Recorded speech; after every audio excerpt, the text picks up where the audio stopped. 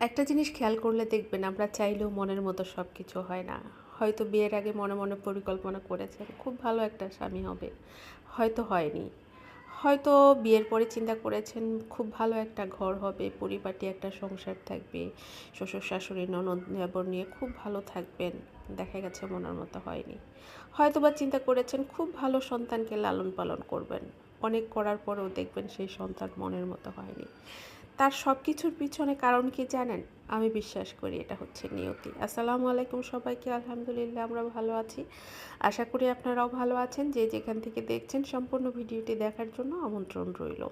যদি ফেসবুক থেকে দেখে থাকেন তাহলে অবশ্যই একটু লাইক কমেন্টস করে ফলো দিয়ে যাবেন, আর যদি ইউটিউব থেকে দেখে থাকেন একটু কমেন্টস করে লাইক করে একটু সাবস্ক্রাইব করে দেবেন।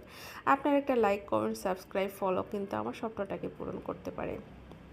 যাই হোক, বলছিলাম যে আমরা আসলে যা কিছু মনের মতো চাই সব সময় পাই না, অধিকাংশ সময় পাই না আসলে। আর যতটুকুও পাই ততটুকুও হয়তো বা আমরা বাস্তবতার সাথে উপলব্ধি করতে পারি না অনেক সময়।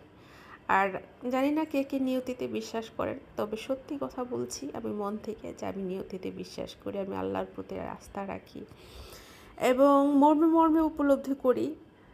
যদিও সেটা অনেক আগে যে এই উপলব্ধিটা আসছে বা অনেক আগে থেকেই যে এগুলি বুঝি, ব্যাপারটা বললে মিথ্যা কথা বলা হবে। তবে এখনকার উপলব্ধি আর হয়তো বা 10 বছর 15 বছর 20 বছর আগের উপলব্ধি কখনোই এক হবে না। আপনার ম্যাচুরিটির সাথে আপনার বয়সের সাথে কিন্তু আপনার উপলব্ধিরও চেঞ্জ হবে। আপনি বাস্তবতার সাথে যত নড়তে শিখবেন, বাস্তবতার সাথে যত আপনি যুদ্ধ করবেন ততই দেখবেন আপনি পদে পদে অনেক কিছু শিখতেছেন, অনেক কিছু জানতেছেন। ধাক্কা খেতে খেতেই কিন্তু মানুষ আসলে শিখে। ওই যে বলে না একটা কথা যে শিখেছে কোথায়, ওই যে ঠেকেছি যেথায়, ব্যাপারটা অনেকটা এইরকম আসলে।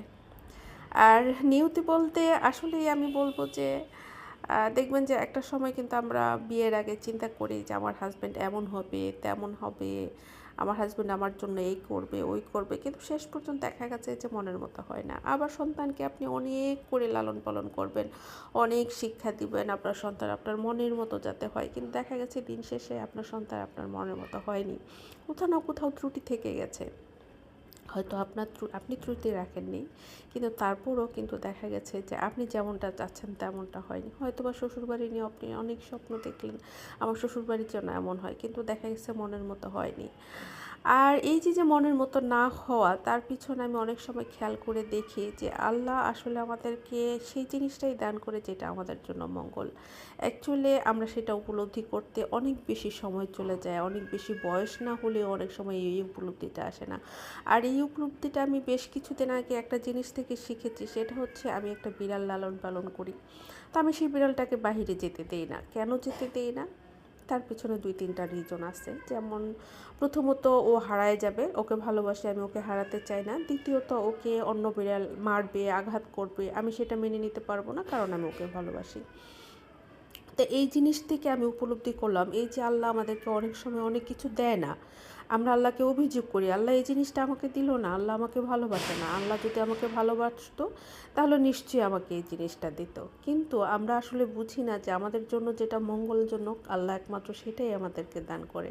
আর এটা বুঝতে বুঝতে কিন্তু অনেক সময় চলে যায়। তো এই বিড়ালের ব্যাপারটা থেকে আমার উপলব্ধি আসলো যে আসলেই তাই, যে আমি বিড়ালটাকে কেন টেক কেয়ার করি, বিড়ালটাকে কেন আমি বাইরে যেতে দিই না। বিড়াল হয়তো মনে মনে কষ্ট পাবে, আমাকে বাইরে যেতে দিচ্ছে না, কিন্তু আমি নিশ্চয়ই তার ভালোর জন্য যেতে দিচ্ছি না, কারণ তাকে আমি ভালোবাসি। ঠিক বিধাতাও আমাদেরকে ভালোবাসেন বলেই যেটা আমাদের জন্য মঙ্গল সেটাই নির্ধারণ করেন। এই